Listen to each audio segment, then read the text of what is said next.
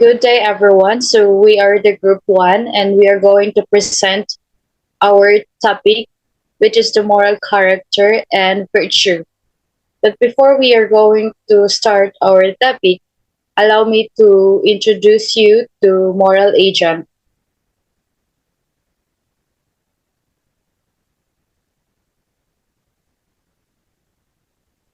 Throughout time, individuals have sought meaning from life. They have wondered their place in the universe, wondering what exactly makes up a person. People have always struggled with the fundamental question: what does it mean to be a person? Individuals wonder if simply human being is not enough, if, if there is a philosophical standard that a person must meet as well. Philosophers have struggled to understand the meaning of personhood and its role in morality. Some philosophers have chosen to debate a person's moral agency. So, what is moral agent? It is an individual who can make moral decisions based on the perception of right and wrong. Some philosophers believe that moral agency is a requirement for personhood.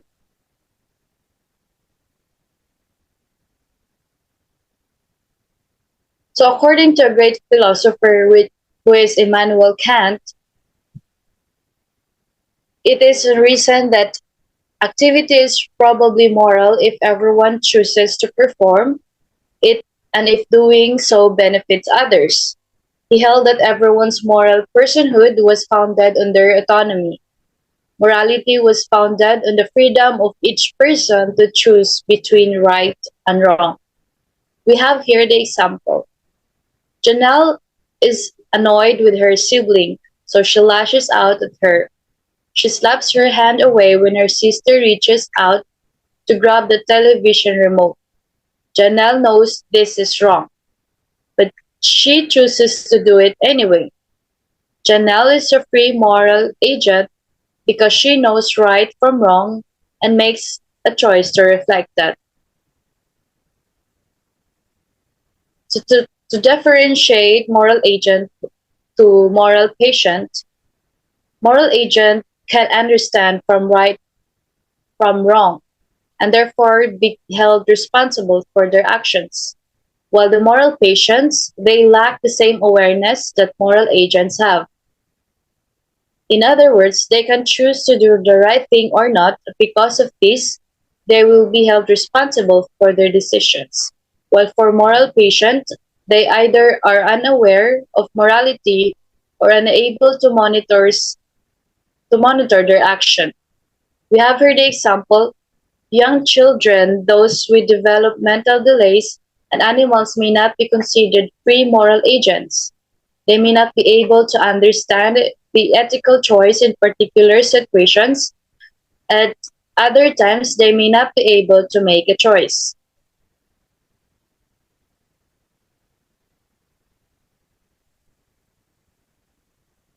So we have here the moral character and virtue. I'm now giving to you to Mr. Rabi Bautista. So, good day everyone. When we hear this term moral character, what comes to our minds? Moral character, ito yung na-encounter natin minsan sa mga summary minsan ng mga storya. What is the moral of the story? What is the moral of the character? Yan yung mga usual nating na-encounter. Pero ano nga ba yung moral character? Our moral character is always guided by our moral virtues that we have o yung mga mabuting katangian na meron ng isang tao. Our moral character is manifested by the kinds of choices and actions that we do. Kung, like for example, kung ano yung mga ginagawa mo, yun yung moral character na meron ka. Kung ikaw kung ikaw ay gumagawa ng mga mabubuti, yun ang moral character mo. Kung ikaw naman ay gumagawa ng masasama, yan ang character mo. Moral character is also manifested by the choices and decisions that you are doing in daily lives. Kaya hindi matanggal o maalis sa ibang tao na isipin kung sa'yo yung mga bagay na ginagawa mo. as we grow up, nagde-develop o nagbabago ang mga moral character natin. Depende sa sitwasyon kung paano natin may assess ang pinakamabuting gawin sa hindi. So, yan yung mga examples na usually nating na-encounter sa mga taong nakasalamuhan natin o tayo rin mismo yung nag-manifest ng mga ganyang katangian na meron tayo.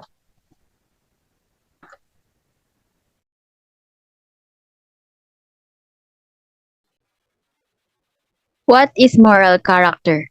Character is derived from the Greek character, which was originally used of a mark impressed upon a coin. Came to mean a distinctive mark by which one thing was distinguished from others, and then primarily to mean the assemblage of qualities that distinguish one individual from another. In modern usage, this emphasis on distinctiveness or individuality tends to merge character with personality. For example, when thinking of a person's idiosyncratic mannerisms, social gestures, or habits of dress, that he has personality or that is quite a character. Or simply to say that it is a totality of person's disposition or characteristics that play a role in on how the person, morally speaking, or behaves.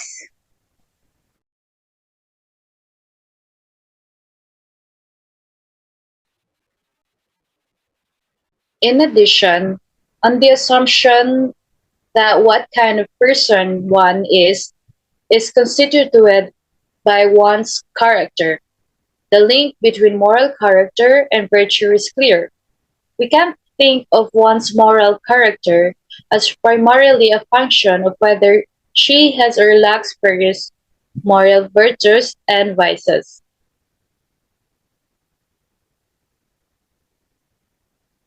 So, moral character traits are those dispositions of character for which it is appropriate to hold agents morally responsible. A trait for which the agent is deserving of a positive reactive attitude, such as praise or gratitude, is a virtue. And vice is a trait for which the agent is deserving of a negative reactive attitude, such as resentment or blame. Moral character traits are relatively stable, fixed, and reliable dispositions of action and effect that ought to be rationally informed.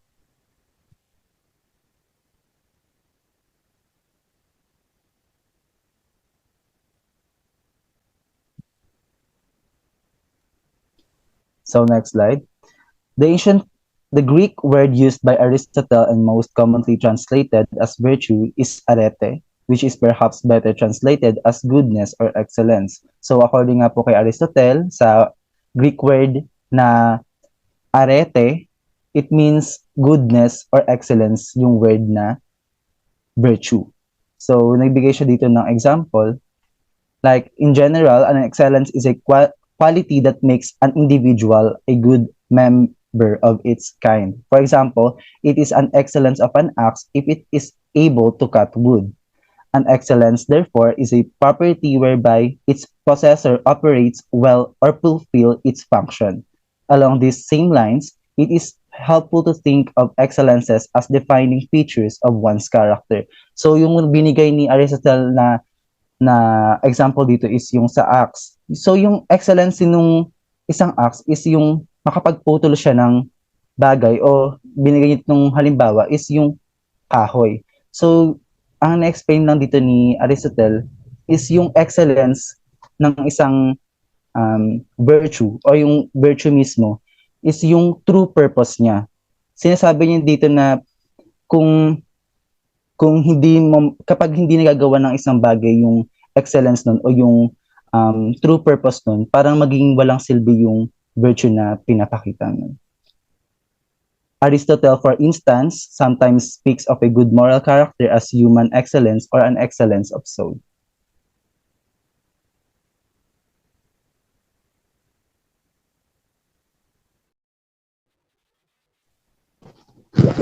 Interplay of moral character and virtue.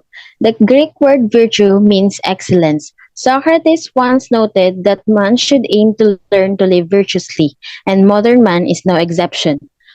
The unexamined life is not worth living. All are encouraged to engage in a never ending task of doing what is good. His pupil Plato highlights four virtues in particular, which were later called cardinal virtues. These are wisdom, courage, temperance, and justice. Dito, sinasabi ni Socrates na if you did not examine your life or don't know what is the purpose of living, you shouldn't be living at all. Kasi we we live with a sense of freedom. We acquire simple happiness and life is full of discovery na yun yung magpupush sa atin to question or examine our purpose as we live. Kasi if we did not, doon na papasok yung kulang or wala tayong values kasi hindi natin alam yung purpose natin. We become immoral and ignorant to the things that are happening that surrounds us. We are here to explore and know our purpose.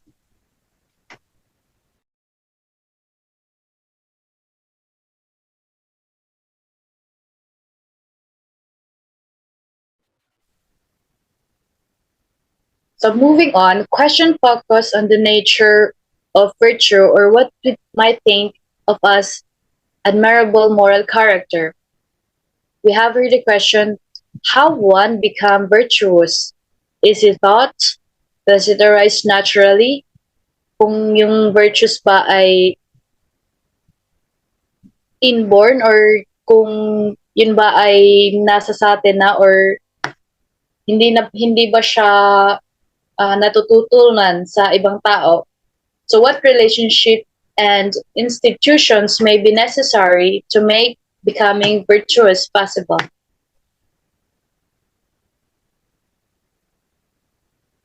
So to make it clearer what a virtuous person can be, imagine a person who always know what to say, who can diffuse a tense situation, who can deliver tough news gracefully, confident without being arrogant, and brave but not reckless, generous but never extravagant.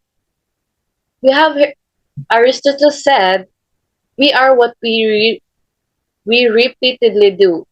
Excellence then is not an act, but a habit.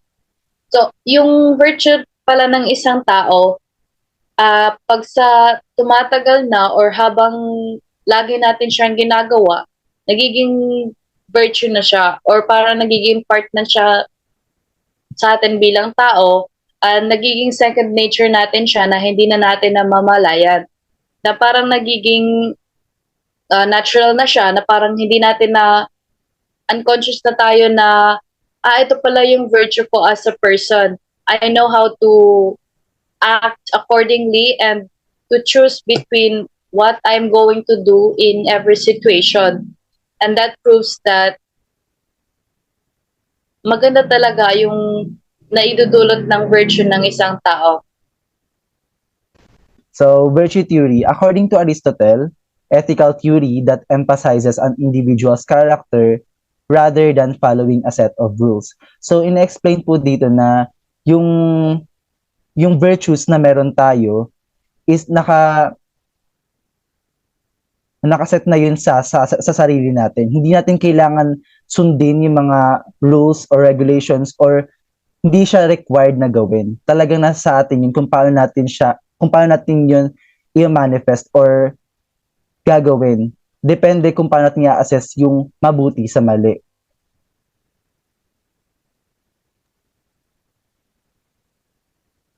Yes, no? So tama ka, Rob. So moving on, what exactly does it mean to be virtuous? Kung bakit nga ba kailangan natin magkaroon ng virtue? Ano nga bang may dudulot nito sa atin? And paano nga ba maging virtuous? So having virtue just means doing the right thing at the right time, in the right way, in the right amount, toward the right people.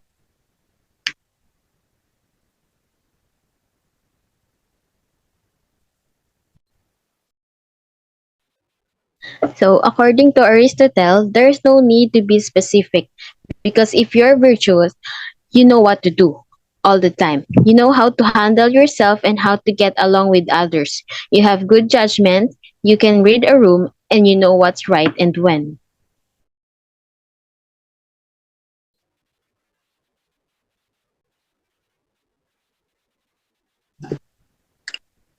So in here we have the graph about what the golden mean is. So according to Aristotle, virtue or what he called golden mean. So golden mean means it is the midpoint. As you can see, there's a red target here, and it is what Aristotle called as golden mean. So kung ang arrow na to ay pupunta dito, papunta sa left, which is vice. Ito yung mga labis na mga traits natin. And when it is going to the right, it's supposed to be the excess vice or yung pagsusobra na yung trait na pinapakita natin. And to give you an example, we have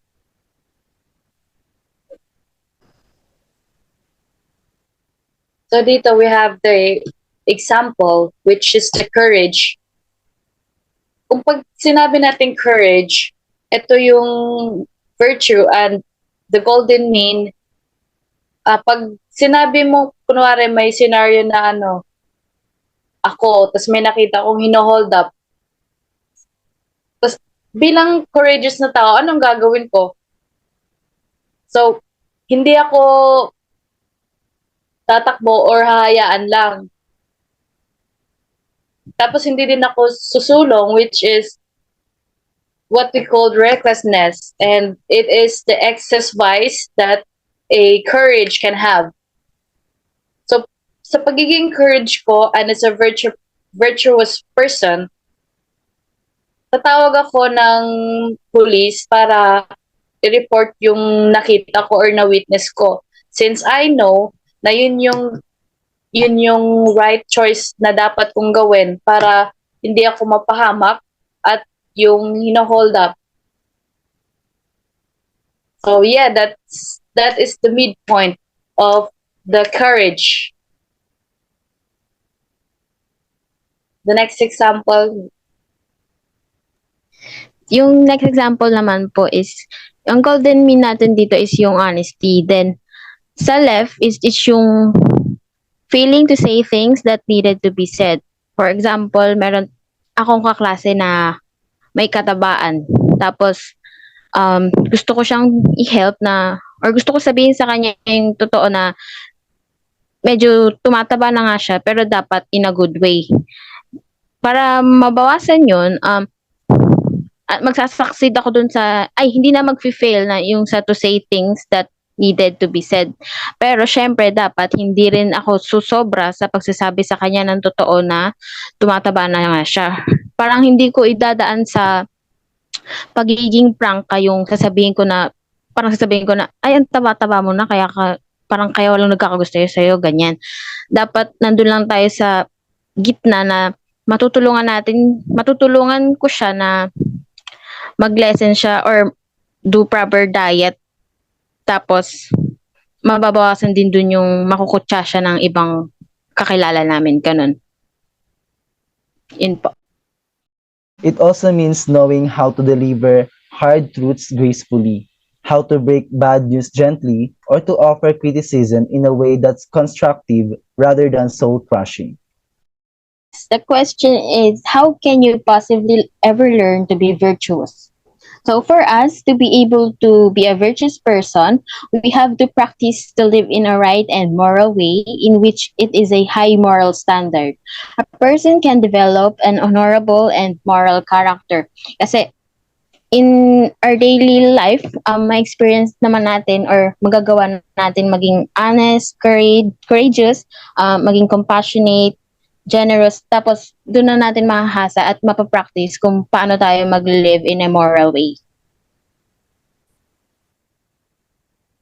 Way of living, and that's something that can only really be learned through experience. So with that, it is not by birth, it is through nurture or through our environment. It can be learned. So Aristotle said your character is developed through habituation. If you do a virtuous thing over and over again, eventually it will become part of your character. So yung tanong, bakit nga ba mahalaga ang virtue? So according to philosophers, you should become virtuous because if you are, then you can attain the pinnacle of humanity, also called eudaimonia. So what is eudaimonia? Eudaimonia is a life well lived. It is human flourishing.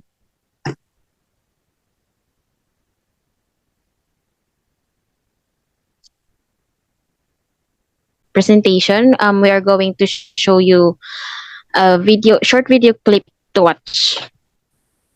Building strong character is one of the most difficult, yet most worthwhile pursuits you can have in your life. I'm far from perfect and still have ways to go to develop my character, and if you're like me, it's okay. Character isn't developed overnight, and you won't be perfect all the time. But it is something you could continually grow throughout your life. This video is offering some insights to help you build strong character so you can have a more fulfilling life and make a positive difference to those around you. Let's start with the first idea now. First off, to build strong character, you'll need honest reflection. Honest reflection can be terrifying, especially when you don't like what you see from yourself and believe you can't change it. But if you never face reality, you can't ever change it for the better. Think about it like you're traveling and using a map. The only way to get use out of the map and get where you'd like to go is to first identify where you currently are. Honest reflection helps you understand where you are so that you can start traveling to where you want to go. For example, years ago, there were several people close to me that would tell me how selfish I was.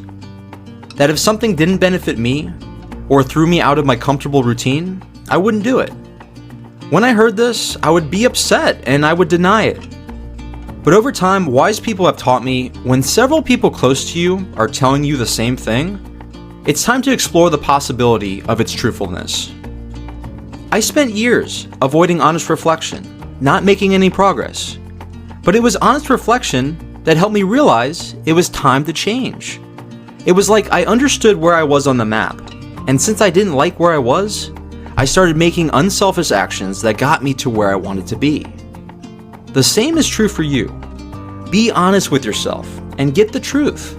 From there, if you don't want to stay there, make changes that will get you to where you want to be. The next thing is to focus less on your reputation. Iconic basketball coach John Wooden has said, "Be more concerned with your character than your reputation, because your character is what you really are, while your reputation is merely what others think you are." Here's an example. If you volunteer with your free time, but constantly tell people about it, it's hard to say if you're doing it because you're a kind and caring person, or if you're doing it for the praise and approval you receive from others. However, if you make the effort not to broadcast the good things you do for people, it's now less about building your reputation and more about building your character. Because when you do these types of things without someone knowing, it's no longer about them seeing you as kind and caring, and more about you performing kind and caring acts because that's the type of person you are. One honest question to ask yourself to help you focus more on your character and less on your reputation is, if no one would ever see or know what I'm doing, would I still do it? Once you do things regardless of others seeing or knowing about it, is when it's probably something that's out of character instead of reputation. And the next way to build strong character is to eat more humble pie. People use the concept of humble pie as a form of punishment. Like you said, you could do the job on your own, and you admit defeat and have to eat humble pie and ask for help. But consider looking at humble pie differently. Arthur James Merritt has said, "Nothing will take you lower than pride, and nothing will take you higher than humility."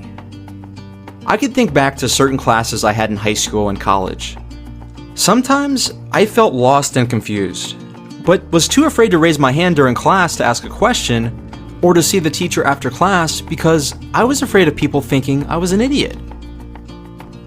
Then one day, I failed a chemistry test and had accepted I wasn't a genius, and in order to do well, I was going to need to be humble about it and get help from teachers.